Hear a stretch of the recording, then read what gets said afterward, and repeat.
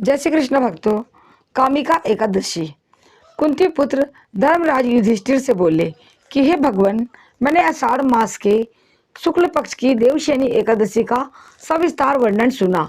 अब आप मुझे श्रावण मास के कृष्ण पक्ष की एकादशी की कथा सुनाइए। उस एकादशी का नाम क्या है तथा इसकी विधि क्या है? इसमें कौन से देवता की पूजा होती है? श्री कृष्ण भगवान बोले कि हे राजन, इस एकादशी की कथा मैं कहता हूँ, ध्यान पूर्वक सुनो। एक समय इस एकादशी की पावन कथा को भीष्म पितामह ने लोकहित के लिए नारद जी से कहा था।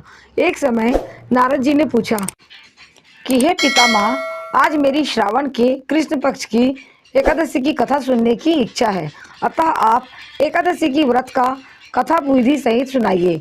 विश्व पितामह नारद के वचनों को सुनकर बोले कि हे नारद जी, आपने मुझसे अत्यंत सुंदर प्रश्न किया है।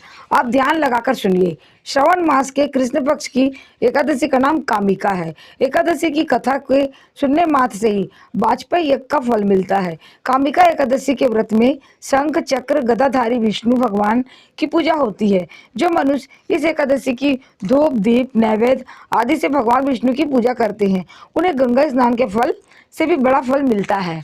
सूर्य या चंद्र ग्रहण में केदार और कुरुक्षेत्र में स्नान करने से जो पुण्य मिलता है, वह पुण्य विष्णु भगवान की भक्ति पूर्वक पूजा करने से मिल जाता है। श्री विष्णु भगवान के पूजन का फल समुद्र और वन सहित पृथ्वी दान करने और सिंह राशि वालों को गोदावरी नदी में स्नान करने के फल से भी अधिक होता है। व्यतिपात में गंडकी नदी में स्नान करने से जो फल मिलता है, वह फल भगवान की पूजा करने से मिलता है। संसार में भगवान की पूजा का फल सबसे अधिक है। भगवान की पूजा का फल श्रवण मास के कृष्ण पक्ष की एकादशी के फल के बराबर है। अतः भक्ति पूर्वक भगवान की पूजा न बन सके तो श्रवण मास के कृष्ण पक्ष की कामिका एकादशी का व्रत अवश्य करना चाहिए। आभूषणों से युक्त बछड़ा सहित गोदान करने से जो फल मिलता है, वह फल कामिका एकादशी के व्रत से मिल जाता है। जो उत्तम द्विज श्रवण मास के कृष्ण पक्ष की कामिका एकादशी का व्रत करते हैं तथा श्री विष्णु भगवान की पूजा करते हैं, उससे समस्त देव नाग किन्नर पितृ आदि की पूजा होती है। इसीलिए पाप से डरने वाले व्यक्तियों को विधि विधान सहित इस व्रत को करना चाहिए। संसार सागर तथा पापों में फंसे हुए मनुष्यों को इनसे छूटने के लिए कामिका एकादशी का व्रत करना चाहिए। कामिका एकादशी के व्रत से समस्त पाप नष्ट हो जाते हैं। संसार में इससे अधिक पापों को नष्ट करने वाला कोई और उपाय नहीं है। हे नारद जी, स्वयं भगवान श्री कृष्ण ने अपने मुख से कहा है कि मनुष्यों को अध्यात्म विद्या से जो फल मिलता है, उससे अधिक फल कामिका एकादशी का व्रत करने से मिल जाता है। इस व्रत के करने से मनुष्य अंतिम समय में अनेक दुखों से युक्त यमराज तथा नरक के दर्शन नहीं करता। कामिका एकादशी के व्रत तथा रात्रि के जागरण से मनुष्य को कुयोनि नहीं मिलती और अंत में स्वर्ग लोक को जाता है।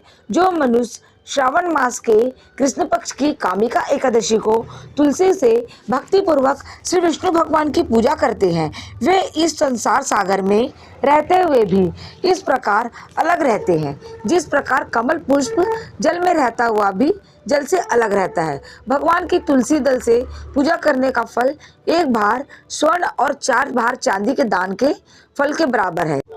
श्री विष्णु भगवान रत्न मोती मणि आदि आभूषणों की अपेक्षा तुलसी दल से अधिक प्रसन्न होते हैं। जो मनुष्य भगवान की तुलसी दल से पूजा करते हैं, उनके समस्त पाप नष्ट हो जाते हैं। हे नारद जी, मैं भगवान की अत्यंत प्रिय श्री तुलसी को नमस्कार करता हूँ। तुलसी जी के दर्शन मात्र से मनुष्य के समस्त पाप नष्ट हो जाते हैं और शरीर के स्पर्श मात्र से मनुष्य पवित्र हो जाता है। तुलसी जी के जल से स्नान कराने से मनुष्य की समस्त यम यातनाएं नष्ट हो जाती है। जो मनुष्य तुलसी जी को भक्ति पूर्वक भगवान के चरण कमलों में अर्पित करता है, उसे मुक्ति मिलती है। जो मनुष्य इस कामिका एकादशी की रात्रि को जागरण करते हैं और दीप दान करते हैं, उनके पुण्यों को लिखने में चित्रगुप्त भी असमर्थ है। जो मनुष्य एकादशी के दिन भगवान के सामने दीप जलाते हैं, उनके पितृ स्वर्ग लोक में सुधा का पान करते हैं। जो मनुष्य भगवान के सामने घी या तिल के तेल का दीपक जलाते हैं उनको सूर्य लोक में भी सहस्त्रों दीपकों का प्रकाश मिलता है। प्रत्येक मनुष्य को इस एकादशी का व्रत अवश्य करना चाहिए। इस व्रत के करने से ब्रह्म हत्या, ब्राह्मण हत्या आदि के समस्त पाप नष्ट हो जाते हैं और इस लोक में सुख भोग कर अंत में विष्णु लोक को जाते हैं। इस कामिका एकादशी का महात्म के श्रवण व पठन से मनुष्य स्वर्गलोक को जाते हैं। बोलो कृष्ण कन्हैया लाल की जय। बोलो तुलसी महारानी की जय।